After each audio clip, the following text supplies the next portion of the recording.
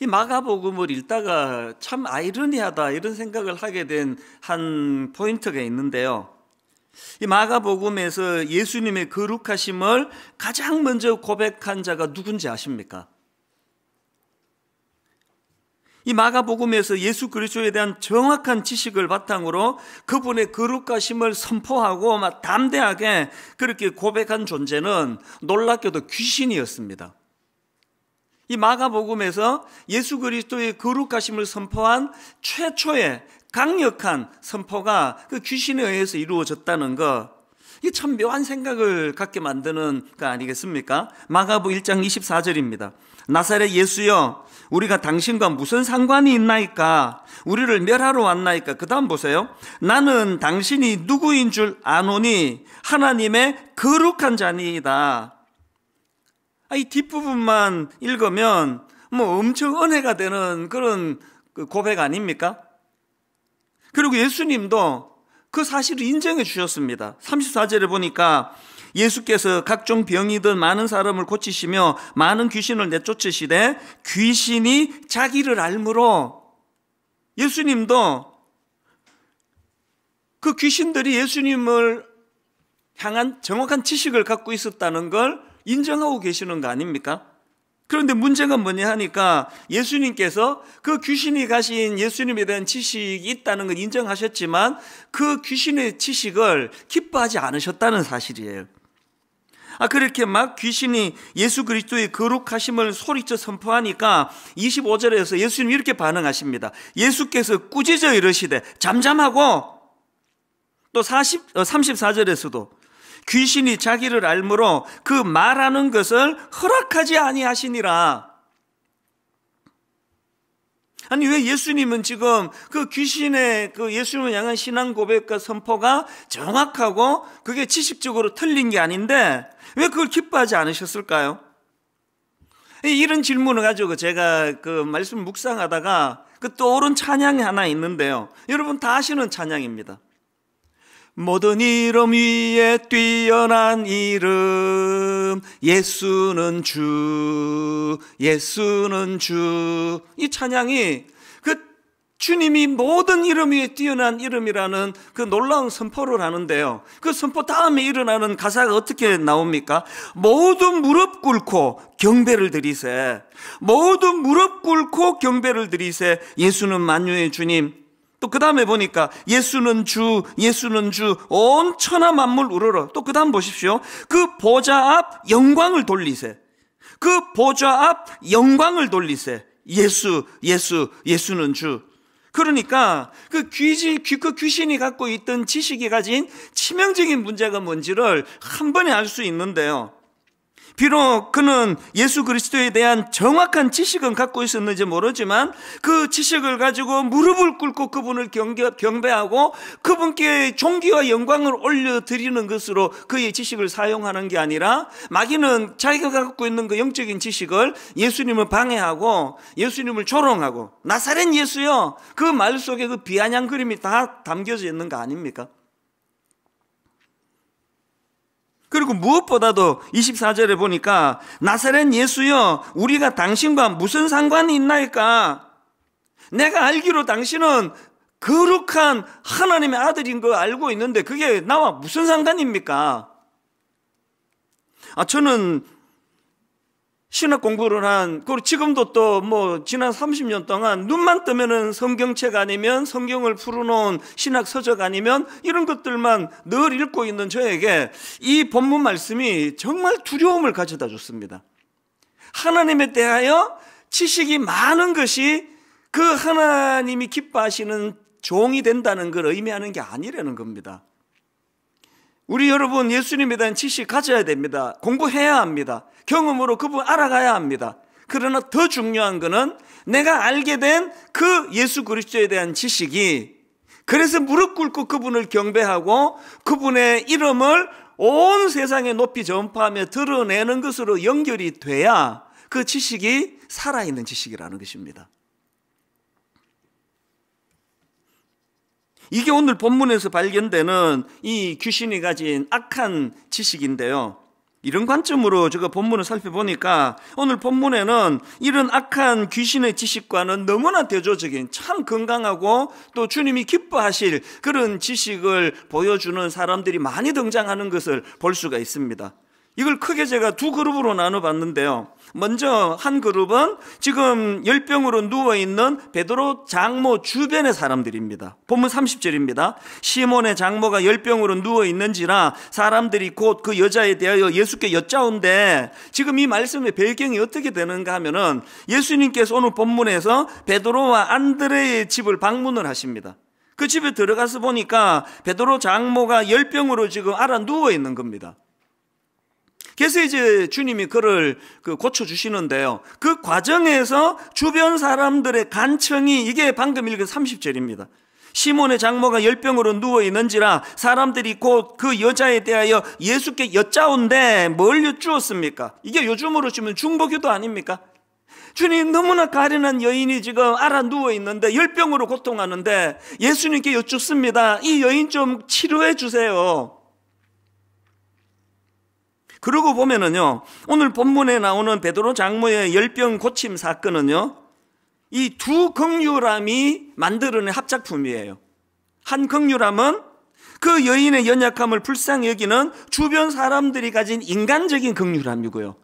그 인간적인 긍휼함을 받으신 주님께서 똑같은 그런 긍휼함을 가지시고 그 주변 사람들의 간청을 받아 이 베드로 장모의 열병을 고쳐주시는 주님의 긍휼함, 인간의 긍휼함, 이것이 합작을 이루어서 나타난 치유 사역이 오늘 본문이라는 겁니다.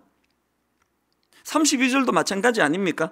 저물어 해질 때에 모든 병자와 귀신 들린 자를 예수께 데려오니, 여러분 지금 막 병자들을 데리고 오고 귀신 들린 자를 예수님께 데려오는 이 사람들이 갖고 있는 지식이 뭡니까? 이 사람들이 갖고 있는 지식은 이렇게 긍휼이 많으신 예수님을 우리가 안다. 이 예수님에게 이 환자들, 이 귀신 들린 자를 데리고 가면 예수님은 그들을 외면하지 않으신다. 그리고 그들이 알고 있는 지식이 뭡니까? 저 예수 그리스도는 이 질병을 고칠 능력을 가지신 분이시다. 그 지식이 있으니까 예수님께로 그 환자들을 데리고 가는 거 아닙니까?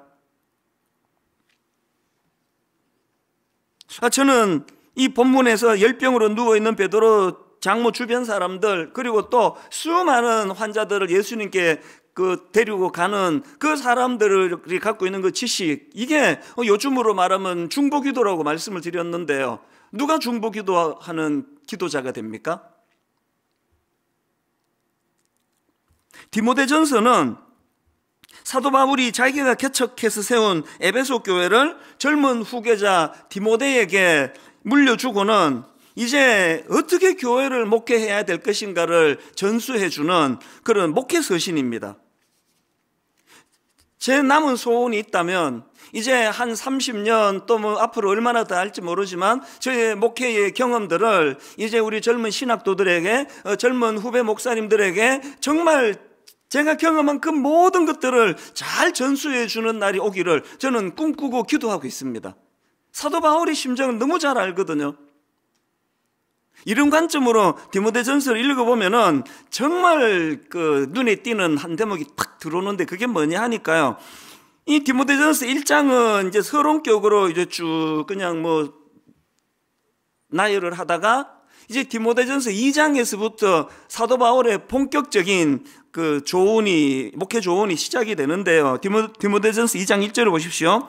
그러므로 내가 첫째로 권하노니, 이 육성을 한번 듣는다 생각해 보세요. 그 젊은 목회자 디모데에게 너 잘 들어봐. 목회 제일 중요한 게 뭔지 아니? 목회에서 제일 중요한 게 뭔가 하니까 모든 사람을 위하여 간구와 기도와 도고와 감사를 하되, 목회자에게 가장 중요한 게 기도인데요. 무게중심을 그 가운데다 두고 다시 한번 읽어볼게요. 그러므로 내가 첫째로 권하노니 모든 사람을 위하여, 여기 보니까 자기를 위하여가 아니에요. 모든 사람을 위하여 간구와 기도와 도고와 감사를 하되, 당연히 목회자들이 자기 영혼을 위해서도 기도해야 되지만 사도 바울의 관점으로 목회에서 가장 중요한 게 뭐냐? 중보기도라는 거예요. 예수님의 그 중보 기도하시는 예수님의 정신을 중보자적인 그런 기도꾼으로 서야지만 목회를 할 수 있다. 그 3절에도 보니까 이것이 우리 구주 하나님 앞에 선하고 받으실 만한 것이니, 사도 바울이 젊은 후계자 디모데에게 목회에서 가장 중요한 것이 중보기도라고 그렇게 지금 권면하는데, 사도 바울은 그 지식을 어떻게 알게 됐습니까? 자기의 그 목회 가운데 겪었던 수많은 경험들 가운데 그 엑기스가 자기가 경험한 지식이 그거 아닙니까? 내 힘으로 할 수 있는 게 목회가 아니야. 목회는 인간의 힘으로 하는 게 아니야. 그래서 위대하신 하나님 앞에 후회 주시고 꾸짖지 아니하시는 그분 앞에 늘 지혜를 구하고 또 중보기도하면서 그렇게 하는 게 목회야.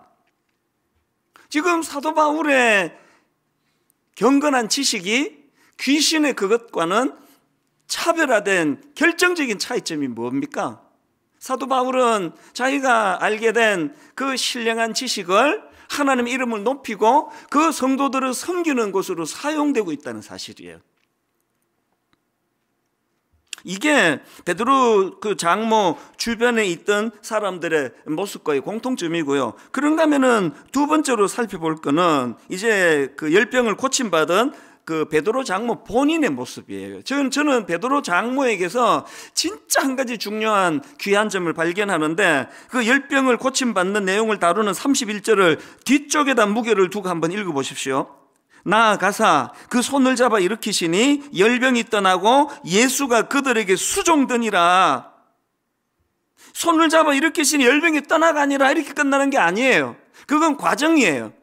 결과는 그렇게 열병이 떠나가는 은혜를 경험했던 그 베드로 장모가 그들에게 수종되니라. 이게 왜 굉장히 중요한 의미를 담고 있는가 하면은, 여기 나오는 수종되니라, 이거 헬라어로 디아코네오라는 단어인데요, 마가복음에서 이 단어가 한 군데 더 나옵니다. 마가복음 10장 45절, 인자가 온 것은 섬김을 받으려 함이 아니라 도리어 섬기려 하고 자기 목숨을 많은 사람의 대속물로 주려 함이니라. 여러분, 여기 나오는 섬기려 하고, 이게 디아코네오예요. 지난번에 말씀드린 거 기억하시죠? 마가복음 10장 45절 방금 읽은 이 구절은요, 마가복음의 핵심 구절 중 핵심 구절입니다.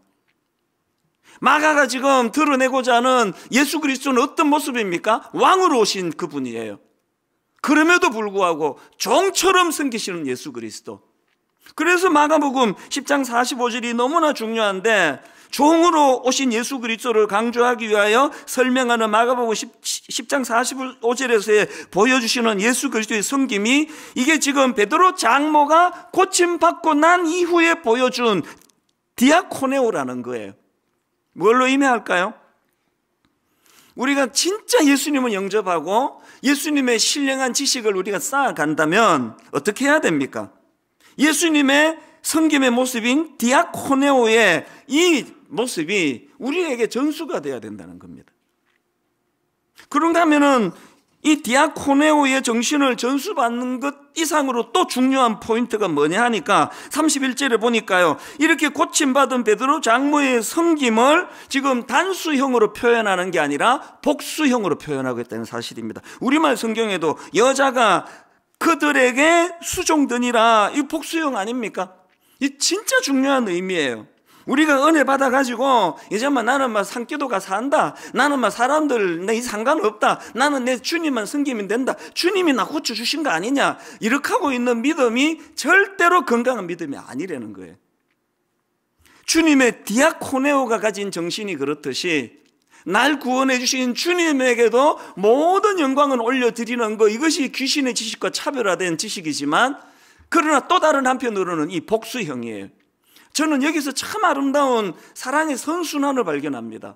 베드로 주변 사람들이 먼저 베드로 장모가 알아 누워 있을 때 참 예수님께 전심을 다하여 예수께 여짜온데, 그 베드로 장모를 위하여 중보 기도하는 모습을 보여줬더니, 그렇게 병고침을 받은 베드로 장모가 주님이 나 고쳐줬지 뭐 당신들이 한 게 뭐이냐, 이게 아니에요. 똑같은 정신으로 이제 그 장모 주변에 있는 사람들을 섬기는 그 모습을 통해 한국교회가 반드시 회복해야 될 사랑의 선순환이 여기 있다고 생각합니다. 오늘 이 시대는 울분과 분노의 악순환이에요. 전 알아요. 저를 공격하는 수많은 이단들과 수많은 사람들의 공격의 목표는 제 안에 울분을 심어주기 위한 거라는 걸. 그래서 강단에서 사랑이 선포되지 않고 분노와 울분이 선포되기를 사단이 원한다는 걸 알거든요. 이를 악물고 이 고리는 여기서 끊어야 된다는 걸 알기 때문에 맞대응을 하지 않으려고 이를 악무는 거 아닙니까? 오늘 이 시대 정치가 울분과 분노를 양산하고 있는 정치, 오늘 경제가, 오늘 사회에서 일어나고 있는 오늘 코로나 바이러스가 모든 관계를 단절시키고 울분과 분노의 고리로 몰고 가는 현실이라면 오늘 예수 그리스도의 참된 지식을 알게 된 우리가 해야 되는 일은 울분과 분노의 악순환의 고리를 끊고 사랑과 선순환의 고리가 열려져야 한다는 사실입니다. 이게 베드로 장모가 알게 된 그 예수 그리스도의 신령한 지식이 가져다 준 모습이라고 저는 생각하거든요. 여러분, 이번 한 주간 동안 여러분은 어떤 사랑의 선순환을 보여주시렵니까? 요즘에 이 사회적 격리, 단절, 그래서 지금 다들 어려운데요. 그 중에 진짜 어려운 데가 식당 아닙니까? 저도 관심을 가지고 이제 점심때 좀 이렇게 식당을 다녀보면 잘 되는 몇 군데만 계속 모이고요. 나머지 식당은 진짜 마음이 아파요. 서울에서 있었던 일이랍니다. 이 코로나 바이러스가 문제를 일으키기 전에는 제법 잘 되던 식당이었는데요. 이제 손님이 다 끊어진 겁니다. 파리만 날리고 있는데 거기에 이 단골 손님 2사람이 그 식당을 방문을 했답니다. 그리고는 이제 거기는 그냥 평범한 그 순두부 집인 것 같아요. 순두부 백반하고 시켰는데 한 2만 원이 나왔다 그러네요. 식사를 다 하고 나가서 그 손님이 계산을 하는데 자기 카드를 주면서 5만 원으로 결제해 주세요 그러더래요. 그 주인이 좀 당황스러운 거 아닙니까? 아니 2만 원어치 드셨는데 왜 5만 원 결제하라고 그러시냐 그랬더니 그 손님이 씩 웃으면서 하는 얘기가 다음에 또 올 거예요. 5만 원으로 결제하시면 됩니다. 거기에 참 이렇게 장사가 안 되는 그 식당 주인에 대한 그 애틋한 마음이 담겨져 있는 거 아닙니까? 이것이 얼마나 힘을 얻고 그것이 용기가 됐으면 그것이 기사로 나왔겠냐고요. 저는 그 기사를 보면서 저분은 크리스찬이었으면 좋겠어 이런 생각을 하면서 그 기사를 봤는데요. 아마 맞을 거예요. 맞기를 원합니다. 그리고 제가 나는 왜 그 생각을 못했지? 생각만 하고 아직 실천은 못했는데요. 실천하게 되기를 원합니다. 오늘 우리가 예수 그리스도의 정확한 지식을 알게 되면 그 지식은 주님을 높이는 것으로 영광을 돌리는 것으로도 사용되지만 단수로서 오직 주님만이 아니에요. 복수예요. 주님께도 영광이 돌아가야 되겠고 주변에 많은 사람들, 이게 그리스도인의 정신 아니겠습니까? 오늘 본문에서 우리가 배워야 될 예수님의 정신, 이런 맥락으로 보니까요 30절 32절 다시 보십시오. 시몬의 장모가 열병으로 누워있는지라 사람들이 곧 그 여자에 대하여 예수께 여짜온데 나아가서 그 손을 잡아 일으키시니, 아마 이 구절을요 이 코로나 바이러스 때문에 사회적 격리 단절 아니었으면 그냥 넘어갔을 거예요. 근데 지난주에 이 한마디가 막 너무 마음에 제게 이게 감동이 되는 겁니다. 열병으로 단절되어 있는 그 여인에게 나아가서 손을 잡아 일으키시는 주님. 지금 코로나 바이러스 때문에 사람도 못 만나고 격리되고 전화로 얘기하고, 이제 제가 그래서 존경하는 목사님들 또 우리 후배 목사 이렇게 연락을 할 때마다 꼭 덧붙이는 말이 이 코로나 바이러스 끝나고 나면은 이제 한번 만나서 회포를 풉시다, 그런 이야기를 꼭 하거든요. 조금 전에도 그 미국 알칸사에 있는 후배가 연락이 와가지고 목사님 만났으면 좋겠다 그래요. 제가 인사말로 코로나 바이러스 끝나면 한번 만납시다 그랬더니 바로 답이 왔어요. 약속하셨습니다. 그래서 한 고민이에요. 알칸사까지 가야 될 상황이에요. 우리가 지금 일상적으로 누리던 마음먹으면 누구든 만나고 함께 식사하고 누구도 손을 잡아주고 이런 것들이 얼마나 소중한 것이라는 걸 요즘에 절실히 느끼잖아요. 이렇게 회의하고 무의식적으로 손이 쑥 나가다가도 제가 손을 거두면서 우리 마음껏 손잡아 악수하는 그날을 기다립시다, 그렇게 하고 웃곤 하는데요, 오늘 저는 이 본문에서 이런 맥락으로 보니까 예수님이 그 시몬 베드로 장모의 열병으로 누워있는 그 여인에게 찾아가셔서 나아가사 그 손을 잡아 일으키시니 병으로 단절된 그 여인과의 연결이 일어나는 그 모습을 보면서 이 정신에서 그 베드로 장모가 열병에서 고침받고 단수로 예수님만이 아니라 주변의 사람들을 그 섬긴다는 그것으로 연결이 되는구나. 여러분, 우리 신앙의 성숙함은 단절된 그곳들을 연결시켜주는 역할입니다. 회복시켜주고 연결시켜주고.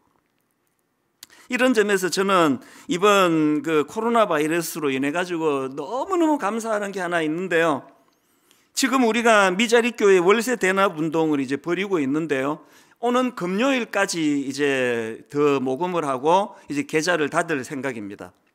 제가 어제 보고를 받고 참 감사했던 게 처음에 시작한 코로나 바이러스 구호 헌금하고 지금 하고 있는 미자립교회 월세 대납 운동을 합쳐서 나온 모금액 총액이 현재까지 약 28억 3천여만 원이에요. 그 중에서 미자립교회 월세 대납 헌금이 거의 20억 원이 들어왔는데요, 오는 금요일까지 이제 모금을 하면은 총액이 아마 30억 원을 넘게 되지 않을까, 그렇게 추정을 해봅니다. 사실 이게 제 꿈꾸는 것 같아요. 이 믿음 약한 제가 그냥 당회 장로님들 상의할 때 3억을 목표로 할까요? 통 크게 5억으로 잡아볼까요? 이런 논의를 했던 전데요, 결과는 30억이라고 하는. 저는 이번에 이 모금하는 기간 내내 제 마음에서 마태복음 6장 3절 4절 너는 구제할 때에 오른손이 아는 것을 왼손이 모르게 하여 너의 구제함을 은밀하게 하라. 은밀한 중에 보시는 너의 아버지께서 갚으시리라. 이 말씀을 많이 되뇌었습니다. 이게 떠벌리고 자랑하고 이렇게 할 거리가 아니라는 걸. 그리고요, 이거는 우리 교회가 또 제가 떠벌리고 자랑할 사안이 아니에요. 이 해주신 30억 원 가까운 헌금은요, 거의 대부분 경우가 다른 교회 분들이, 지방에 있는 분들이, 외국에 있는 분들이 십시일반이에요. 이게 너무나 제가 자랑스럽고 감사했던 거는 그렇게 모아진, 지난번에 한번 보고를 드렸지만 이제 헌금 누적 건수 16,054건이에요. 대한민국 성도들 곳곳에 있는 성도님들이 십시일반으로 모아가지고, 그래서 이제 이렇게 헌금이 된 이 헌금을 이번에 이제 이 월세 대납 신청한 교회가 깜짝 놀랄 숫자예요. 4,459개 교회입니다. 저는 막 쏟아져 들어오는 그 신청서를 보면서 많이 반성했습니다. 여러분, 그 자격 기준을 월세 100만 원 이하로 정하지 않았습니까? 여러분, 그 월세 100만 원 이하라 그러면 그 공간이 뭐 얼마나 그게 뭐 크고 뭐 대단하겠냐고요. 그런 참 열악한 곳에서 정말 주님 바라보고 우직하게 그렇게 애쓰시는 미자립교회 목사님들과 성도님들이 이렇게 많이 계시다는 거, 그리고 분당 우리 교회가 커졌다고 나도 모르게 지금 내가 배가 불러져 있다는 거를 참 많이 반성했습니다. 이번에 그래서 이제 이번 연말쯤에 이제 홈페이지 결과를 보고해 드리겠지만, 이제 이리저리 월세 대납 운동 도움을 받게 되는 교회는 다 합하면은 한 775개, 한 800교회 가까이가 될 것 같습니다. 그리고 사실은 더 많은 교회를 후원할 수 있는데, 우리 팀에서 무슨 결정을 했는가 하면은요, 우선 제비뽑기로 결정하기로 했습니다. 우리가 서류 보고 여기는 줄만하다, 안 줄만하다 결정할 권한이 없기 때문에 하나님께 맡겨드리고 그냥 제비뽑기로 결정하기로 했고, 그 제비뽑기로 이제 선택이 안 된 교회들, 그러니까 4,459개 교회, 모든 교회에 이제 20만 원 상품권 격려금을 보내드리기로 했습니다. 왜 그렇습니까? 금액이 크고 적음의 문제가 아니라 이 4,459개 교회 모두가 다 주님 앞에 이 단절된 느낌을 벗어나도록 누군가는 그 교회를 기도하고 있고 누군가는 그들을 위하여 이 시간에도 물질을 드리기를 원하고 있다는 이 메시지를 좀 전하고 싶었던 겁니다. 제가 오늘 이 본문에 나오는 베드로 장모의 그 모습을 보면서 이 복수형 섬김, 이것들이 은혜 받은 우리 모두가 다 보여줘야 될 모습이라고 생각을 합니다. 이렇게 베드로 장모 주변 사람들하고 또 고침받은 당사자 베드로 장모의 그 섬김의 모습, 이것이 이제 그 귀신이 갖고 있는 지식하고 확연히 다르다는 것을 제가 설명을 해드렸는데요. 이렇게 그 사람들의 성숙한 모습을 살펴보는 것도 중요하지만 오늘 본문의 주인공은 예수님이세요. 항상 설교의 주인공은 예수님이십니다. 그렇기 때문에 오늘 본문에서 이제 예수님께서 베푸신 기적 사건, 여기에다가 초점을 두고 이제 한 2가지 정도로 예수님이 베푸신 치유 사역의 의미를 설명을 드리고 이제 말씀을 정리하려고 하는데요. 여러분, 이 예수님께서 베푸신 치유 사역은 첫째로요, 장차 그분이 하실 십자가의 그림자가 배어 있는 주님의 섬김이라는 사실입니다. 이게 무슨 말씀인가 하면은 오늘 본문과 똑같은 이제 베드로 장모의 열병을 고쳐주는 사건을 다루고 있는 말씀이 마태복음에도 똑같이 나오는데요. 마태복음 8장에 나옵니다. 그런데 마태복음 8장에 보면은 이 마가복음에는 없는 한마디를 더 의미 부여를 하는 것을 볼 수가 있는데요. 자, 먼저 마태복음 8장 14절부터 16절을 한번 보십시오. 예수께서 베드로의 집에 들어가사 그의 장모가 열병으로 앓아 누운 것을 보시고 그의 손을 만지시니 열병이 떠나가고 여인이 일어나서 예수께 수종들더라. 저물매 사람들이 귀신 들린 자를 많이 데리고 예수께 오거늘 예수께서 말씀으로 귀신들을 쫓아내시고 병든 자들을 다 고치시니, 이 지금 똑같은 내용을 지금 기록하고 있는 거 아닙니까? 그런데 말씀드린 것처럼 마태복음은 그 다음에 17절에서 의미 부여를 한 줄 더 갖다 붙입니다. 18절을 보십시오. 17절을 보십시오. 이는 선지자 이사야를 통하여 하신 말씀에 우리의 연약한 것을 친히 담당하시고 병을 짊어지셨도다함을 이루려 하심이더라. 이 말씀은 이사야 53장 4절 말씀을 인용한 것입니다.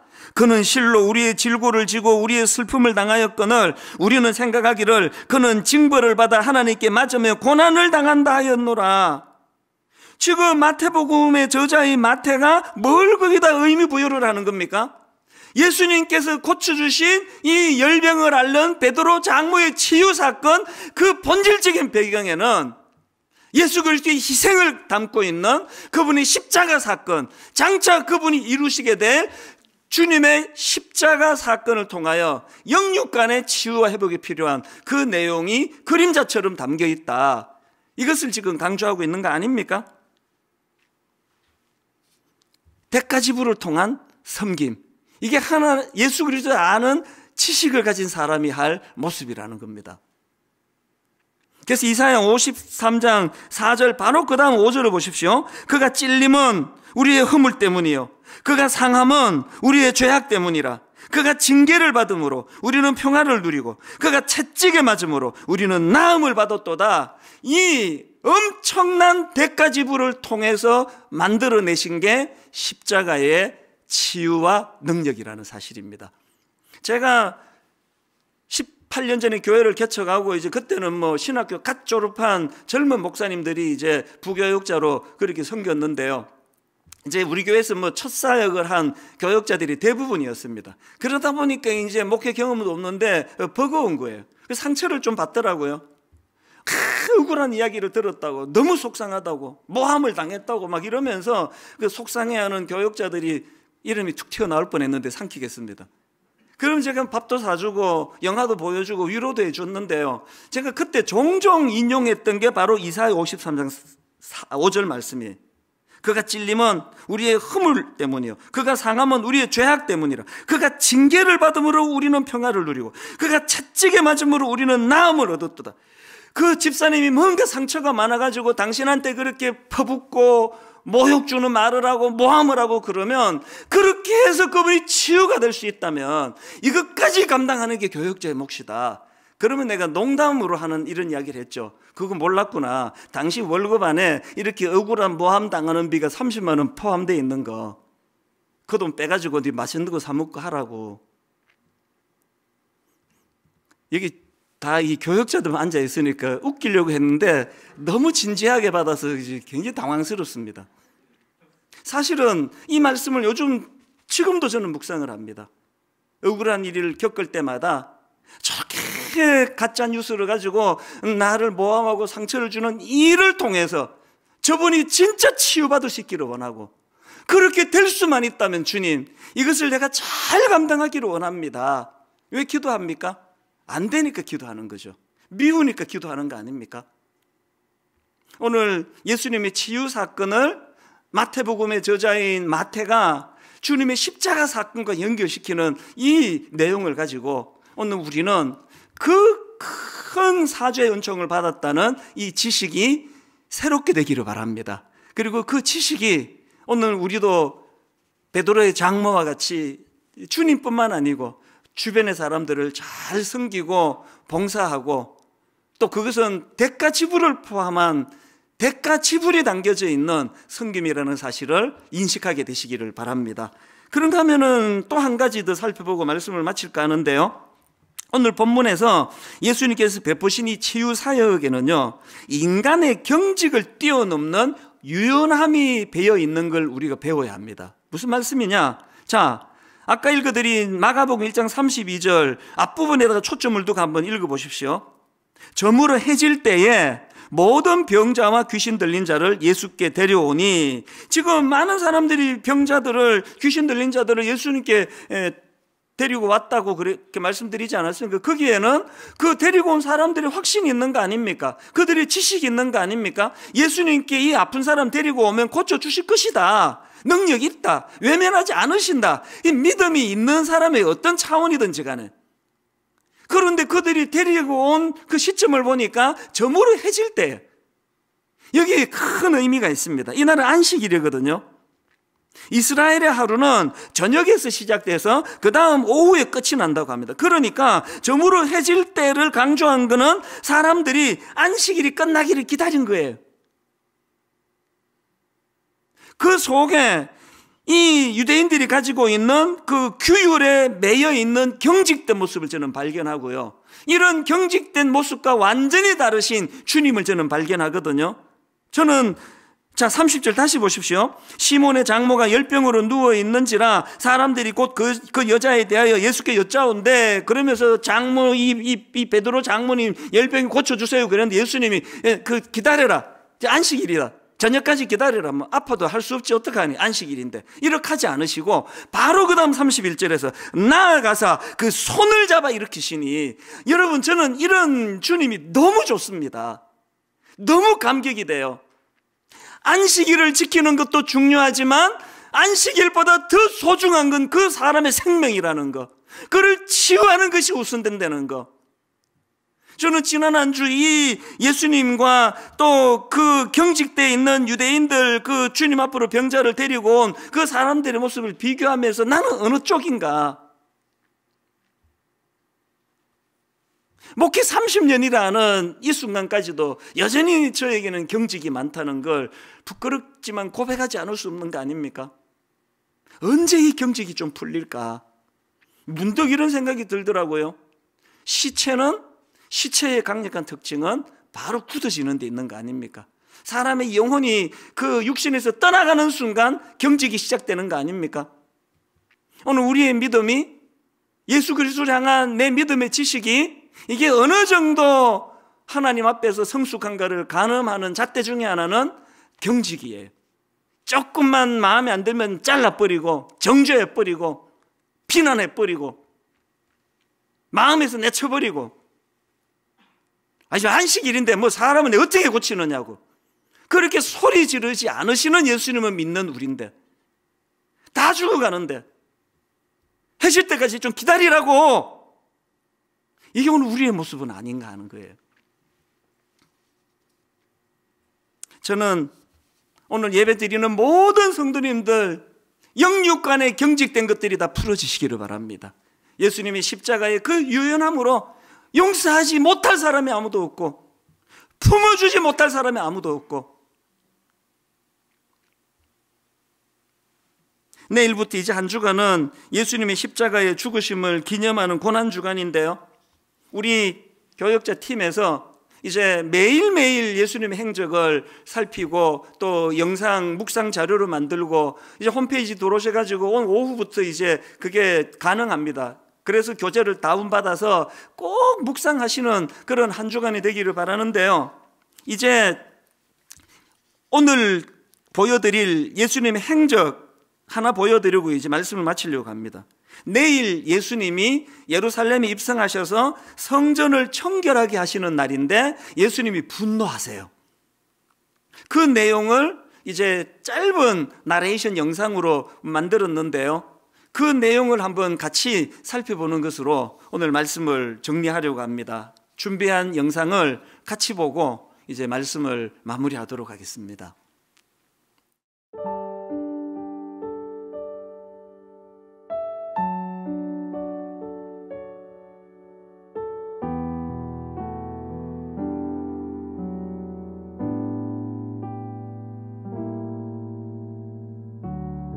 예루살렘에 당도하여 예수님께서 가장 먼저 찾으신 장소는 성전이었습니다. 그러나 그곳에서 더 이상 하나님의 거룩하심을 볼 수 없었습니다. 예수님은 무엇을 보았습니까? 성전 안에 가득한 돈 바꾸는 자들, 장사꾼들의 고함 소리, 신앙을 빙자하여 특권을 누리고 있는 사람들이었습니다. 내 집은 기도하는 집이라고 불릴 것이다 하였거늘 그러나 너희는 그것을 강도들의 소굴로 만들어버렸도다. 무엇이 그분을 분노케 했습니까? 겉만 번지르르 하고 내실은 없는, 밖으로는 거룩함이 남다르게 보이지만 정작 아무런 생명을 전하지 못하는 그럴듯한 형식만 남은 껍데기뿐인 종교생활. 하나님이 계시지 않는 성전은 아무런 의미가 없습니다. 성전이 탐욕으로 가득 찰 때 더 이상 하나님의 집이 아닙니다. 내 안에 가득 차 있는 것은 무엇입니까?